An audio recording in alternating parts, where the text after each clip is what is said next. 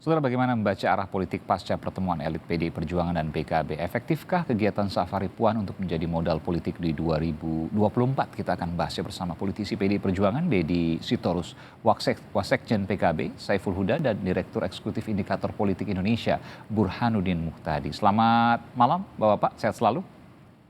Malam. Iya, saya ingin tanya untuk Caimin. Apakah dengan Prabowo Subianto atau dengan Puan Maharani? Kemarin sempat hangat betul dengan Prabowo Subianto, lalu kemudian kita tahu bahwa akhirnya ke Mbak Puan kemarin gitu ya, dengan politik pecelnya. Mas Saiful, Anda bisa jelaskan soal ini? Ya, teman-teman PDIP, Mbak Puan sangat menghormati betul kerjasama yang sudah dilakukan antara PKB dan Gerindra. Karena itu diskusinya pada level bahwa PKB sudah membangun kerjasama politik dengan Gerindra. Itu pula yang disampaikan oleh Gus Muhaimin ketika beliau menyampaikan minta doa karena pas hari ulang tahun beliau bahwa beliau paling tidak minimal dan jadi cawapres. Jadi kalau saya tanyakan, Caimin itu ke Pak Prabowo atau ke Mbak Puan ya?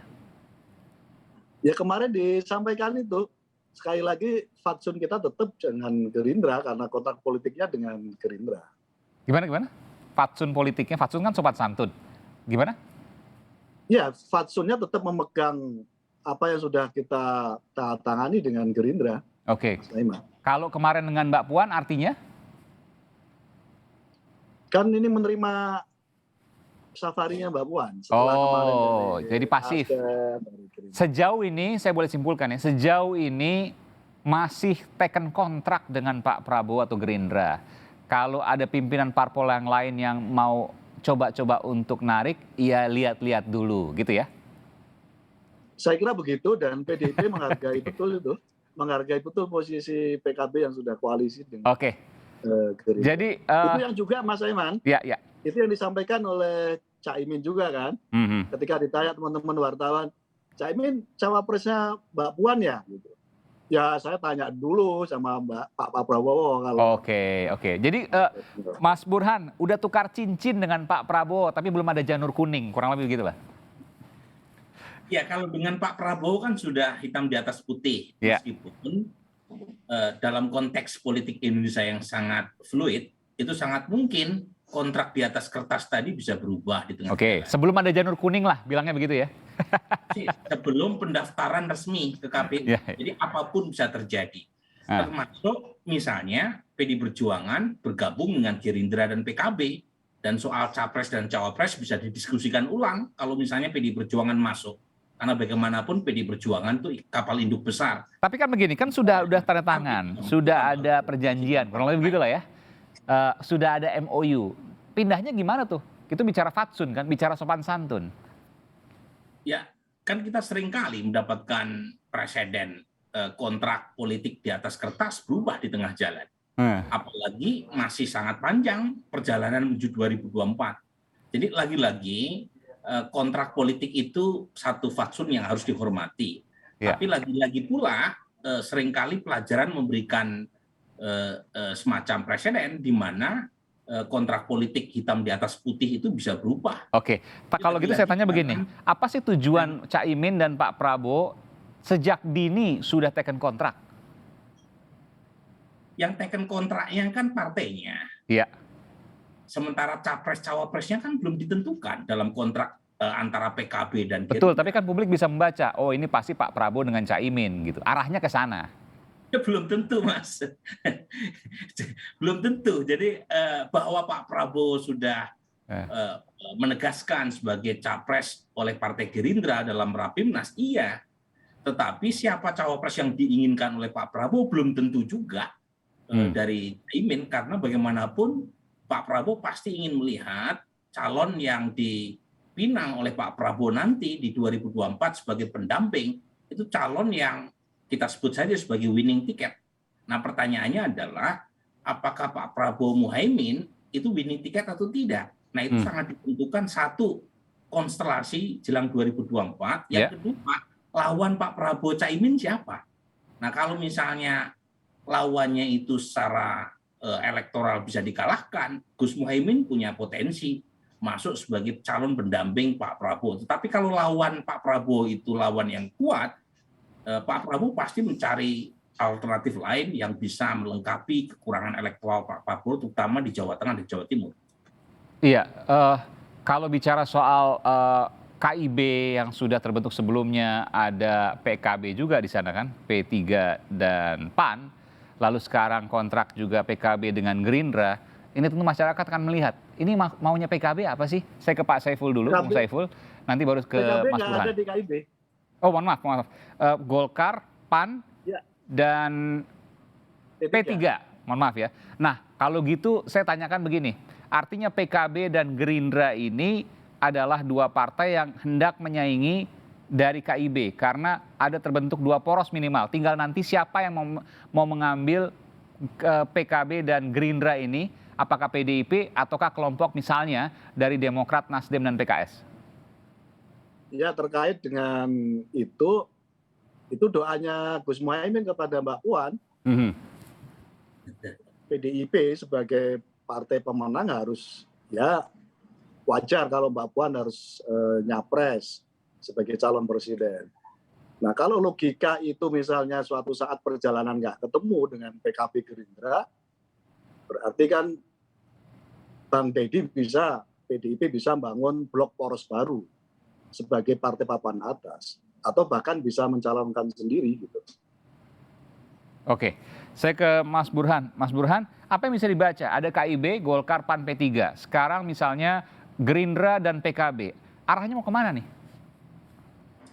Memang ini masih dalam proses pembentukan poros. Artinya sangat mungkin bisa berubah di tengah perjalanan. Nah, kalau kita lihat per hari ini memang ada kemungkinan 4 poros, tetapi poros itu sangat dipengaruhi atau ditentukan oleh sikap PD Perjuangan. Apakah PD Perjuangan maju sendiri, misalnya dengan mengajukan Mbak Puan sebagai capres, dan itu secara teknis dimungkinkan, ataukah berkoalisi dengan partai lain.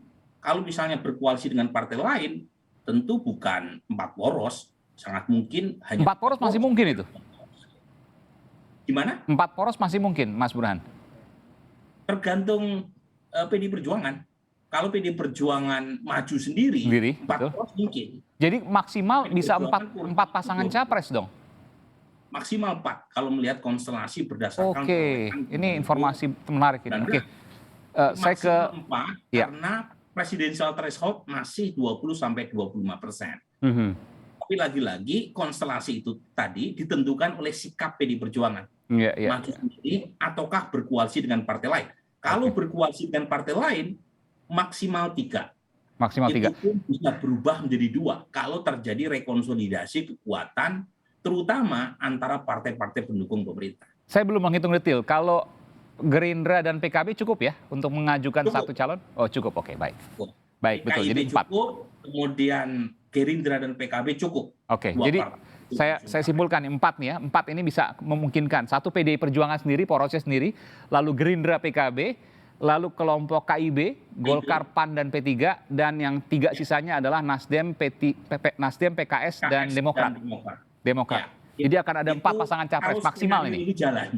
Gimana Mas Burhan? Kalau misalnya ada yang berubah, misalnya Nasdem sama PD Perjuangan, ya nggak bisa itu. Kemudian berkoalisi dengan Gerindra dan PKB, ya tentu bisa berubah lagi. Betul. Ini masih cair sekali. Saya ke Bung Deddy Sitorus. Bung Deddy,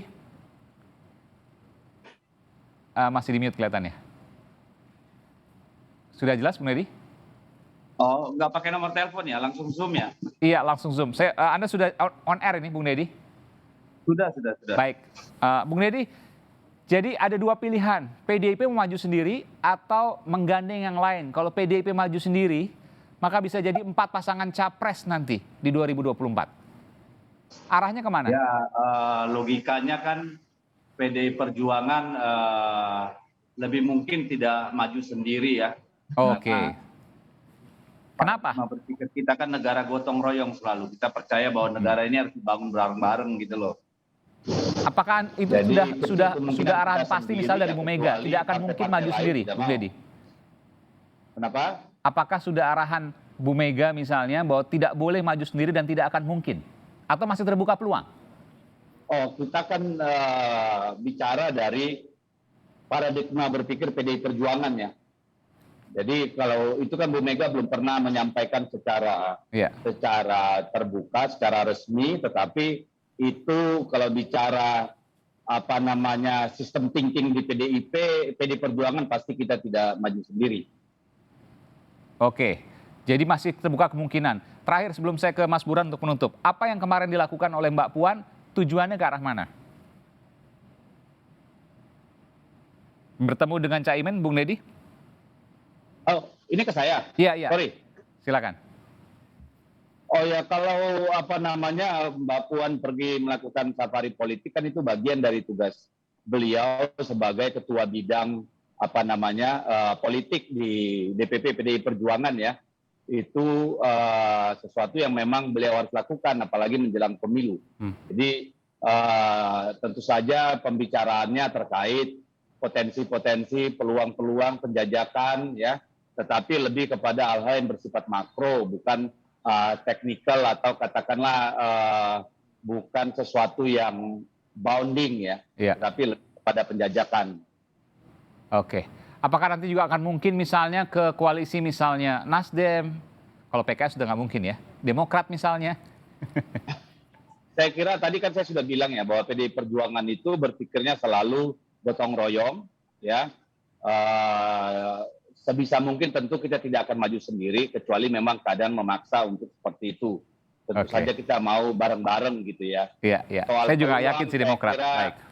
Ya, Demokrat, PDIP bertemu Demokrat maksud saya. Terbuka, ya. Kenapa? Saya tidak yakin antara PDIP bertemu dengan Demokrat. Ya, saya tidak bisa membantah atau mengiyakan. Baik. Karena setahu saya sih Ibu Puan sebagai Ketua DPP bidang politik ya, hubungan kelembagaan tentu punya penugasan sendiri gitu. Saya tidak bisa mengkonfirmasi saat ini. Jadi beda Mbak Puan, beda Bu Mega. Anda mau mengatakan gitu ya? Oh tidak, tentu Mbak Mega melangkah kan sesuai arahan dari Ibu. Tapi kan namanya silaturahmi kan selalu dimungkinkan. Kecuali memang ada hal-hal yang sangat prinsip yang menjadi ganjalan gitu loh. Baik, terakhir saya ke Mas Burhan. Mas Burhan, apakah mungkin PDIP sendirian atau tidak mungkin? Logika apa yang bisa mendasari itu? Kalau dalam pengalaman pilkada di Jawa Barat 2018 itu dimungkinkan. Tetapi kan pilkada tidak bisa dijadikan sebagai presiden dalam konteks pilpres. Betul. Dalam pilpres sejak 2004 sampai terakhir itu PDI Perjuangan tidak punya pengalaman maju sendiri. PDI Perjuangan selalu berkoalisi dengan partai lain, meskipun secara teknis PDI Perjuangan cukup untuk bisa mengajukan capres. Jadi boardingnya sudah dipegang, tetapi pengalaman menunjukkan PDI Perjuangan tidak pernah maju sendiri.